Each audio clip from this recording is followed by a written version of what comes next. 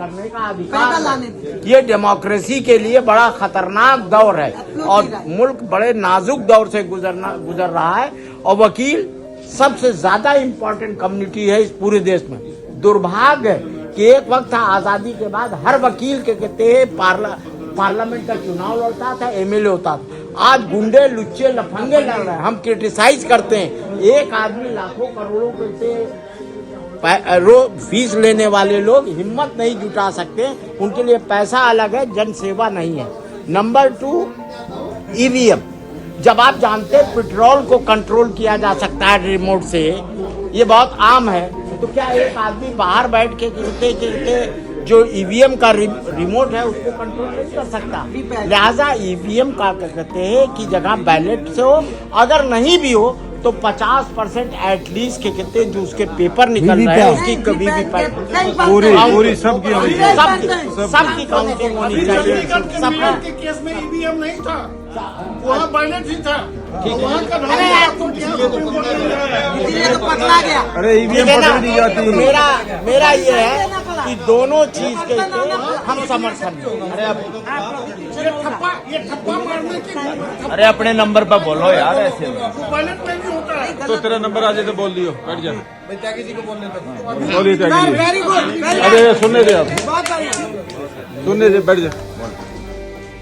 बड़ी स्पष्ट बात है, कल टिकैत साहब ने भी कहा, मैं सहमत हूँ उनसे, कि भारत के अंदर जो बड़े बड़े धनकुबेर हैं, बड़े बड़े पूंजीपति हैं, पूरा राज उनका चल रहा है और जो वर्कर्स हैं, पीजेंट्स हैं, गरीब लोग हैं, उन सबको जो है उनके मूवमेंट्स को, उनके इंडिपेंडेंट मूवमेंट्स को कुचला जा रहा है पूरे देश के अंदर। ये जो किसानों के ऊपर दमन हो रहा है, ये उसी का एक हिस्सा है, उसी का पार्ट है। 1947 में भारत के पूंजीपतियों ने ब्रिटिश पूंजीपतियों से भीख में ये सत्ता ली थी, समझौता करके, हमारे स्वतंत्रता संघर्ष के साथ गद्दारी करके। मैं नाम नहीं लेना चाहूँगा, उन्होंने सत्ता ली थी और उसके 1947 के बाद जिस किस्म का राज कायम किया है, आज हम बार बार कह रहे हैं डेमोक्रेसी डेमोक्रेसी, हम कॉन्स्टिट्यूशन में डेमोक्रेसी ढूंढ रहे हैं, पार्लियामेंट में, सुप्रीम कोर्ट में। डेमोक्रेसी तो ये सड़कों के ऊपर है। ये जो किसानों का संघर्ष है बड़े पूंजीपतियों की सरकार के खिलाफ, ये डेमोक्रेसी है और हमें इस डेमोक्रेसी को सपोर्ट करना चाहिए। डेमोक्रेसी ना सुप्रीम कोर्ट में है, ना पार्लियामेंट में है, ना संविधान में है। ये सब किताबी बातें हैं और हम वकील होने के नाते देख रहे हैं इसको। आप देखिए किस तरह से किसानों के रास्ते में कीलें बिछा दी गई हैं, किसानों के खिलाफ ऐसे युद्ध छेड़ दिया गया है जैसे किसी शत्रु देश के खिलाफ छेड़ा गया। तो ये जो सरकार है, ये निश्चित रूप से एक मुट्ठी भर लोगों की सरकार है जो पिरामिड के ऊपर बैठे हुए हैं, टॉप पे बैठे हुए हैं। और मैं नाम लेके कहूंगा तो अडानी और अंबानी और उनकी क्लास की ये सरकार है। yes. और जो आम साधारण आदमी है उसमें हम सब शामिल हैं, उसमें हम सब शामिल हैं। हमारी बढ़िया से हमारी बार के अंदर भी आप देखेंगे तो एक तरफ तो एक मुट्ठी भर एलीट है और दूसरी तरफ हम आम साधारण वकील हैं सारे। ये स्थिति देश के अंदर है। तो ये जो एलीट है ये आपस में मिला हुआ है, राज कर रही है। जो हमारे प्रेसिडेंट साहब ने अभी बयान दिया, चिट्ठी दी लिख करके, तो ये उसी का हिस्सा है। ये सारा एलीट एक दूसरे को सपोर्ट करता है, जो आम साधारण लोग हैं उनके खिलाफ एक्ट करता है।